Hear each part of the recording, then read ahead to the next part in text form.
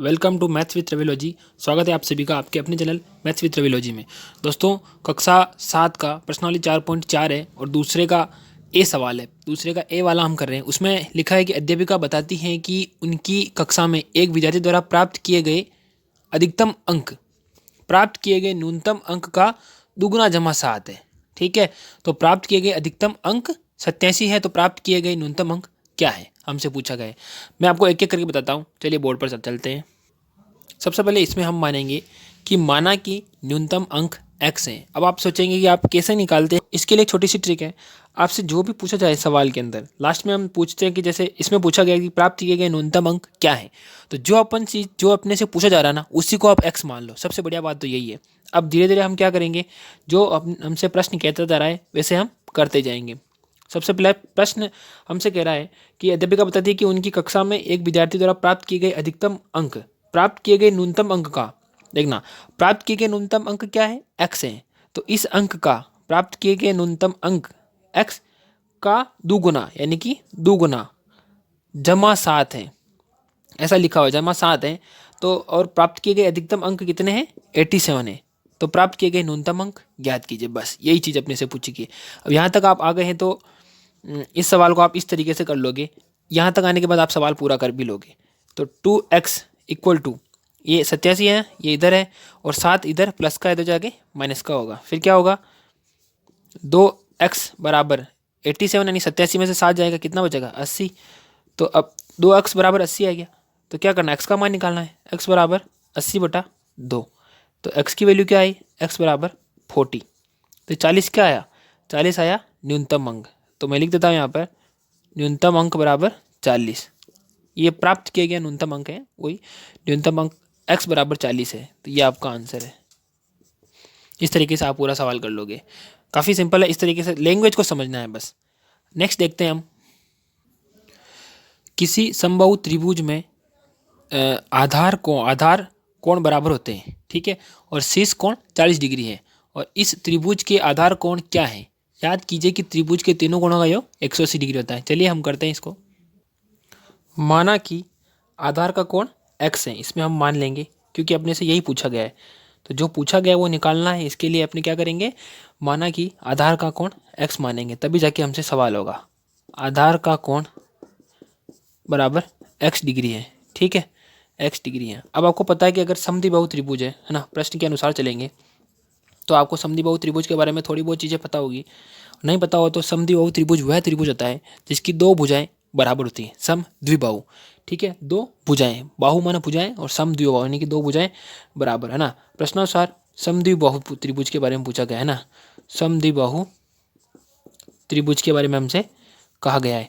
तो इतना तो आपको पता ही चल गया कि समद्विबाहु की त्रिभुज की दो भुजाएं बराबर होती हैं। समद्विबाहु त्रिभुज है और एक कोण अपने से क्या दे रखा है, शीर्ष कोण दे रखा है। शीर्ष कोण कैसे बता देता हूँ मैं आपको। शीर्ष कोण बराबर 40 डिग्री, 40 डिग्री बता रखा है। अब आप देखेंगे समद्विबाहु त्रिभुज बना देता हूँ मैं आपके सामने। जैसे एक इस त्रिभुज को मान लेना, ये समद्विबाहु त्रिभुज है जिसकी ये दोनों भुजाएं बराबर हैं, और मैं कह दूँ ये 40 डिग्री है, ठीक है, ये 40 डिग्री है। तो आपको ये और ये बतानी है। तो इसको क्या x मानेंगे। क्यों मानेंगे x, ये x है तो यही x है। क्यों, क्योंकि समद्विबाहु त्रिभुज है, उसके कोण भी दोनों बराबर होंगे एक साइड के। ये चित्र बना भी सकते हैं आप, साइड पे बना लेना। इधर मैं इधर बना लेता हूँ, आपका ऐसे बना लेना, ताकि क्या अच्छा रहे, आपको सवाल करते समय याद भी रहे कि ये चित्र इस प्रकार से समझ में आ जाएगा आपको। ये x और ये भी x, और ये यहाँ पे 40 डिग्री जैसे कि सवाल में दे रखा है, और ये दोनों बराबर है, ठीक है। अब आपको पता है कि त्रिभुज के तीनों कोणों का कितना होता है, 180 डिग्री होता है ना। तो लिख देंगे यहाँ पर, ये चीज़ लिख देंगे, त्रिभुज के तीनों कोणों का योग, ठीक है। आपको पता ही है वैसे तो, तीनों कोणों का योग 180 डिग्री होता है, ठीक है। ये आप लिख लेंगे यहाँ पे। अब नेक्स्ट, त्रिभुज के तीनों कोणों का योग 180 डिग्री हो। एक कोण दे रखा है, जैसे ये दे रखा है A B और C कर देते, ये दे रखा है। तो अब क्या करेंगे, अपन त्रिभुज के तीनों कोणों को लिखेंगे। तो पहला कोण क्या है A, तो A लिखेंगे 40 डिग्री, प्लस दूसरा कोण क्या है x, तीसरा क्या है x बराबर 180 डिग्री। अब क्या करेंगे, इनको जोड़ेंगे तो क्या हो गया, 40 प्लस 2x बराबर 180। आगे देखेंगे ये 40 इधर चला जाएगा तो क्या आ जाएगा, 2x इक्वल टू 180 माइनस 40। आगे देखते हैं 2x बराबर 180 में से 40 जाएगा, कितना बचेगा? 140 बचेगा। अब जैसे x का मान निकालना है तो x बराबर क्या होगा? 140/2। तो x की वैल्यू क्या आ गई? 70 आ गई। यानी कि प्रत्येक कोण कितना होगा? 70 डिग्री का होगा। ये भी 70 डिग्री का कोण है और ये भी 70 डिग्री का कोण है। देखना इधर देखना, ये 70, ये 70 और ये 40, कितना होता है? 70 70 140 और 40 180। समझ गए? 180 डिग्री, यानी कि टोटल 180 डिग्री हो गया। तो आप समझ ही गए होंगे कि त्रिभुज के तीनों कोणों का योग 180 डिग्री किस प्रकार से हुआ और कैसे अपन ने अपने समद्विबाहु त्रिभुज होने के कारण कैसे अपन ने इसके जो आधार का कोण है वो निकाल लिया। तो ये क्या है? आधार का कोण है, आधार का कोण। ठीक है, समझ में आ गया? यहाँ तक इस तरीके से करना आपको। नेक्स्ट देखते हैं अपन, ये है कि सचिन द्वारा बनाए गए रनों की जो संख्या है वो राहुल द्वारा बनाए गए रनों की संख्या की दुगुनी है ना, संख्या की दुगुनी है। और उन दोनों द्वारा मिलकर बनाए गए कुल रन एक दोहरे शतक में से 2 रन कम है। तो प्रत्येक ने कितने रन बनाए? आपको ये पता होना चाहिए कि दोहरा शतक माना शतक में 100 रन होते हैं, दोहरा शतक माना 200 रन हो गए, 200 रन में से 2 कम है तो कितना हुआ? 198, 198 हो गया। और ये पूछा कि ये कहा गया कि सचिन द्वारा बनाए गए रन राहुल द्वारा बनाए गए रनों से दुगने, यानी कि सचिन अगर राहुल अगर 1 रन बनाता है तो सचिन 2 बना रहा है, इस प्रकार से। तो हम करते हैं सवाल को। इसमें हम मानेंगे कि माना कि राहुल द्वारा बनाए गए रन कितने हैं? माना कि राहुल द्वारा बनाए गए रन, है ना, बनाए गए रन बराबर x है। राहुल x बना रहा है तो राहुल x बनाएगा तो सचिन कितना बनाएगा? तो ये कई चीज़ लिख देना, सचिन द्वारा बनाए गए रन कितने होंगे? 2x होंगे। समझ गए? क्यों? क्योंकि ऐसे डबल है। अब प्रश्न के अनुसार क्या करेंगे? प्रश्नानुसार जैसे जैसे अपन कह रहा है वैसे कर रहे हैं वैसे वैसे।